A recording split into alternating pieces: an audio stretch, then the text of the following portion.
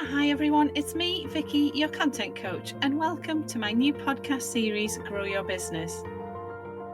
I hope you find it inspiring, and please remember to subscribe so that you don't miss out on any useful advice, business knowledge, or stories of self-employed life. You can also follow the Content Quarter on Instagram, Facebook, Twitter, and LinkedIn. Well, hello everyone, and thank you so much for joining me on my Grow Your Business podcast, which is full of real life business stories and advice from my journey through self-employment and life as a business owner. Now, any of you who know me or follow me on my pages on social media will know that I always love a positive spin on things. I'm a silver linings kind of gal. You know, I love it when I hear a positive business story, or when I hear of, choosing to use a negative situation in a positive way. I just love all that. And over the years, I've grown to realise that there are certain types of people who will view any situation in a negative way, whatever it might be. But there are also people, like myself, who always look at things in a positive light, who take the situation in hand and form it into something positive, who will only try to only spread positivity. The reason this has come to my mind, and why I've made a podcast on the topic, is that I was having a conversation with a colleague of mine as part of my wedding floral business, and this subject came up.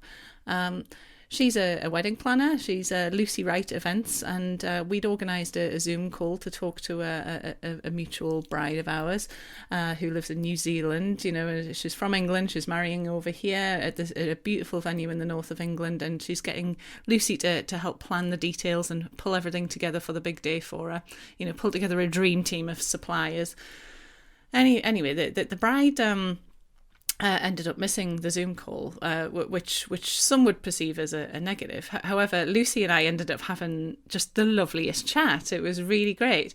And, you know, we talked about my businesses and her business, and we talked about planning a photo shoot and all sorts of things. We even talked about positivity and, you know, how positivity breeds more positivity. It's infectious. We started that conversation because at the moment there's a lot of worry and negativity going around in the world. You know, negativity, it not only spreads like wildfire, but it's so much harder to pull yourself out of it, and it's such a draining and all-consuming kind of energy. Whereas, you know, positivity breeds more positivity and only leads to good things. You know, things that will move you forward in the life of business, and it's much less draining. It sets your belly on fire. It makes you want to do more of whatever it is you're doing. It fires off ideas in your mind. It leaves space for things that will only improve your business and improve your life. It also will leave you with much less physical stress and tension in your body, so you don't feel as, you know, physically exhausted and drained. Now, I've spoken with a lot of business owners over the years, and, you know, negativity often manifests itself in ways such as, you know, always keeping an eye on your competition and getting yourself all anxious or upset or angry at whatever they're doing lately. I mean, we've all been there, right? I know this. I'm a business owner myself of 10 years, and I've been there and done that. You know, or worrying that something reported in the media makes them think about what their business is done for, you know, or maybe sales on the lead up to your usual busy time haven't kicked in yet and you get worried. And as it happens, I was speaking to another business owner and entrepreneur in the area, in the Newcastle area, just earlier this morning, Paul Lancaster, who runs the Newcastle Startup Week, which is an excellent group and an excellent event every year. He also runs Trybe, which is a new business that he's just started, which is a business networking kind of organisation. And I'm probably not doing it justice enough there, because it is an excellent organisation. But he used the in terms of the part of that story where we're looking at competition and keeping too much of an eye on them, and getting yourself all het up and worried about it, he used the analogy of a horse with blinkers on. He says this is why horses wear blinkers. It keeps you focused, it keeps you going forward, you're not looking at what's going on either side, and you get where you want to be. He also used the analogy of sprinters. If you're a 100-meter sprinter and you stop to look at either side and see where the guy or girl in the other jersey is up to, it's only going to slow you down. And I just think that is such an excellent analogy for that point. But speaking of kind of the negativity side of it, social media is both a blessing and a curse at times like this, because you tend to air your worries and concerns on Facebook in order to get something off your chest or reach out to your community for some help. And that's, it's great when it works. But it has a flip side, which is that it tends to spread that negativity to others. And it also doesn't help you feel any better most of the time. It rarely helps you to see any other way out either, because negativity, as I said earlier, is just so draining and so hard to get out of. And I get that. I really do. As a business owner of 10 years myself, I've been there, experienced those things, and I completely understand.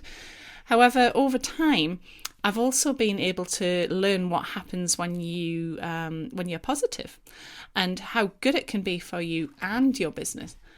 I've learned that surrounding yourself with negativity and negative people just does you no good whatsoever.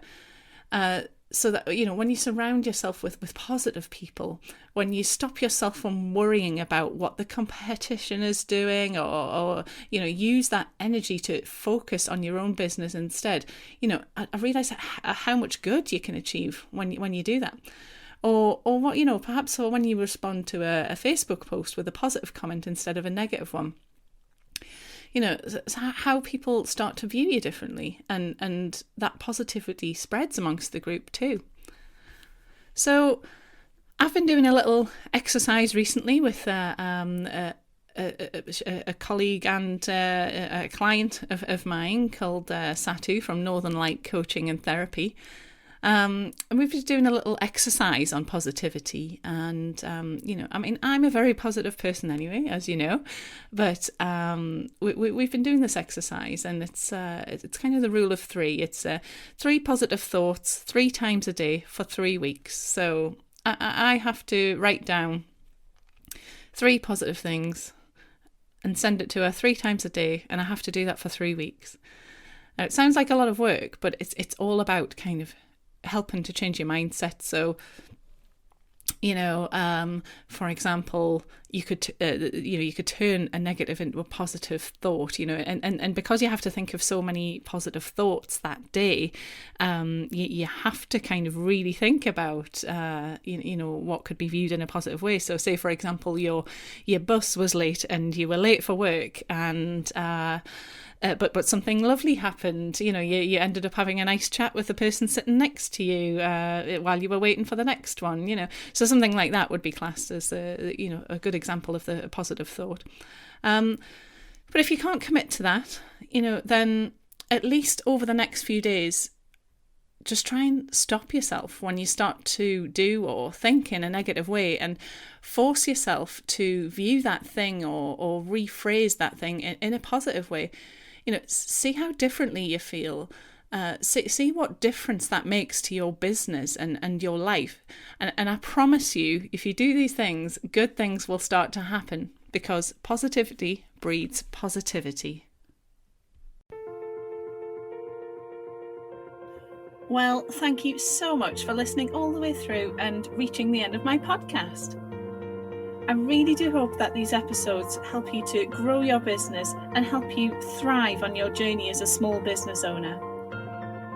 If you need any further information on training courses that I offer, or funding available, or simply want to get in touch, then please do visit the website, thecontentquarter.co.uk.